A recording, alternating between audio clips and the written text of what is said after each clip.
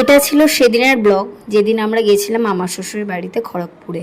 সেদিন খুব সকালবেলা উঠে গেছিলাম, কারণ সেদিন ছিল ননদের এঙ্গেজমেন্ট অনুষ্ঠানটা দুপুরবেলাই হবে।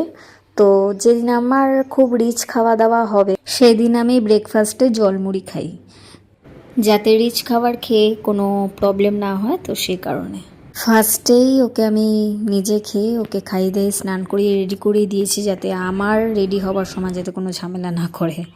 আর আমাদের এখানে বোনও রেডি হচ্ছে, ওকে সকাল সকাল চলে এসছে মেকআপ আর্টিস্ট ওকে রেডি করাতে।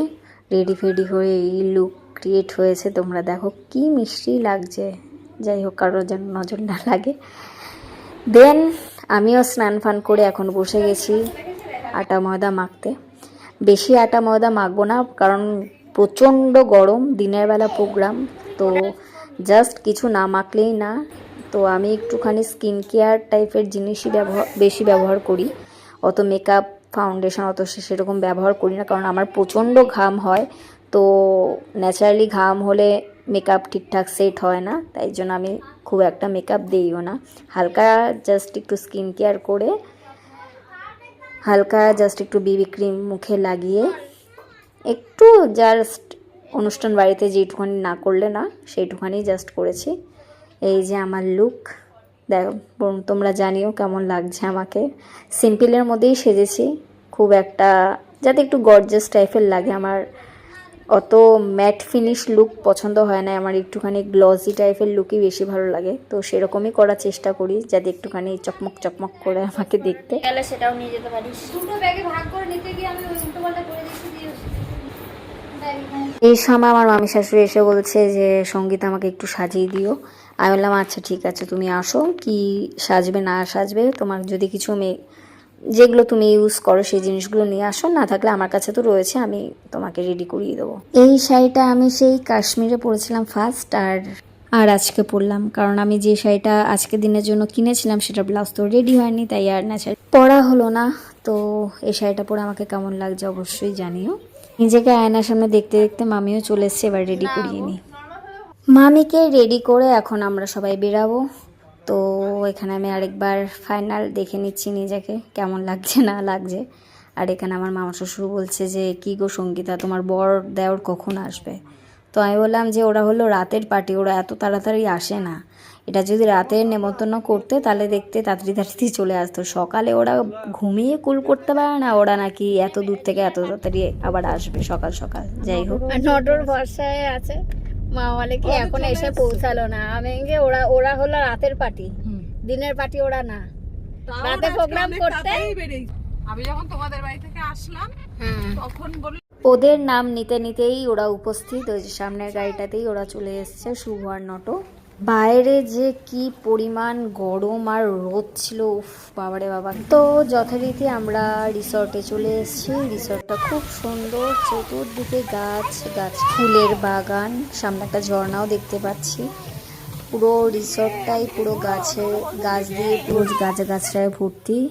প্রচণ্ড গরম ছিল, বাট বাইরে গাছের জন্য অতটা মনে হচ্ছিল না গরমটা।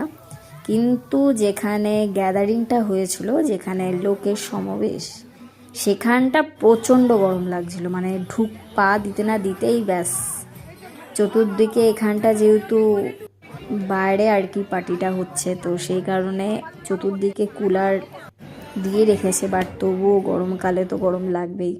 আর এতগুলো মানুষের যেহেতু গ্যাদারিং রয়েছে, সবাই দেখো কুলারের সামনে সামনে গিয়ে দাঁড়িয়ে রয়েছে গরমের জন্য। তো এটাই হচ্ছে রিসর্টটা, খুব সুন্দর। চতুর্দিকে এত সবুজ সবুজ মনে হচ্ছে একদম ফ্রি জোনে চলে এসেছি। আর এই যে আমাদের স্পেশাল দুই মানুষ, যাদের এঙ্গেজমেন্টের জন্য আমাদের আসা।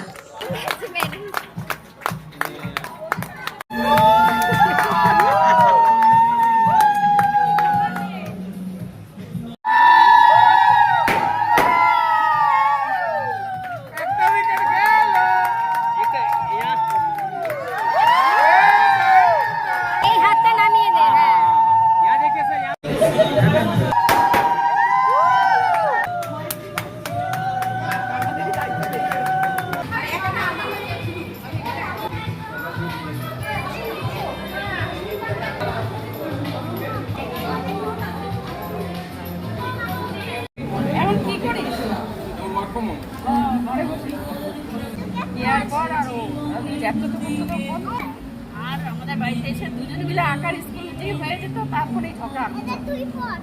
এক একদিন আমার দাদু বলতো, এই তোরা ঝগড়া। আজই রেজিস্ট্রি ম্যারেজ হবে, তো সেটারই প্রিপারেশন হচ্ছে এখানে। তো মোটামুটি সব রিচুয়ালসই ডান। এখানে এত গরম ছিল বাইরেটা, তাই আয়ুষকে নিয়ে এসি রুমে চলে এসেছিলাম আমি। 5 মিনিট হওয়ার সাথে কি সম্পর্ক?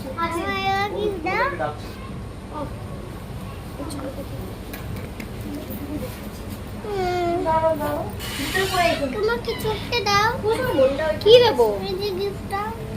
আরে এটা আমাদের না তো। এই নিয়ে চা পালা তো ওই গিফটটা। তা আমাদের না।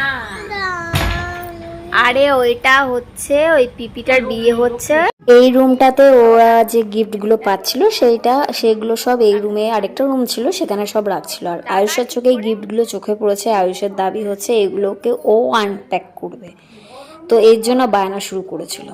তো আমি ওকে বুঝিয়ে বললাম এগুলো আমাদের গিফট না, এটা কিয়া পিপির গিফট, এগুলো কিয়া পিপির সাথে তুমি পরে খুলো, আনবক্সিং করো। ও সেই নাচরবান্দা না, এখনই খুলতে হবে। ওকে এবার কোনো রকম একটা ফোন দিয়ে আমি ওকে বললাম যে চল আমরা খেয়ে নিই, অনেক দুপুরও হয়ে গেছিলো সে সময়, ওর খাওয়ার টাইমও হয়ে গেছিলো। তো আমি ভাবলাম যে গরমে বেকার বসে না থেকে সব রিচুয়ালস তো ডানও হয়ে গেছে, তাহলে আমরা খেতেই বসে পড়ি। তো দুপুরে এখানে অনেক কিছু মেনুতে ছিল। তো খাওয়া দাওয়া কমপ্লিট করে এখন বাড়ির উদ্দেশ্যে রওনা দিয়ে দেবো। তো এই ব্লগটাই পর্যন্তই। ভালো থেকো, সুস্থ থেকো সবাই, টাটা।